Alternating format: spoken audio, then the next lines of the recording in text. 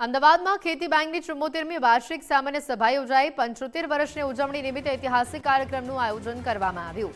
રાજ્યપાલ આચાર્ય દેવવ્રતે જીવન ચરિત્ર અને કોફી ટેબલ બુકનું વિમોચન કર્યું। 25 વર્ષથી વધુ સેવા આપનાર સભ્યોનું સન્માન કરવામાં આવ્યું। સન્માનિત સભ્યો માટે ₹50 લાખના અકસ્માત વીમાની જાહેરાત કરવામાં આવી। 2047 સુધી વિકસિત ભારતના સંકલ્પનો પુનરુચ્ચાર।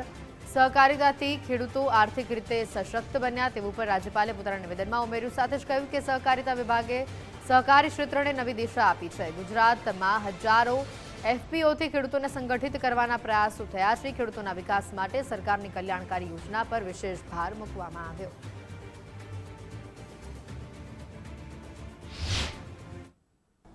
कि पद्मश्री युवराज उदय भान सिंह जी ने इस बैंक की स्थापना करते हुए जो भविष्य की रूपरेखा तय की थी, किस प्रकार से आने वाली किसान की पीढ़ियों के लिए यह बैंक कल्याणकारी सिद्ध होगा, उसमें बैंक सफल हो रहा है।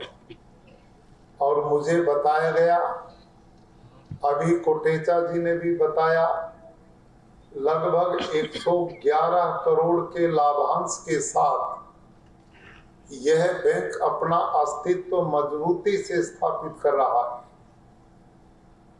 गुजरात प्रदेश लंबे समय से सहकारिता के मूल्य को समझता आया है।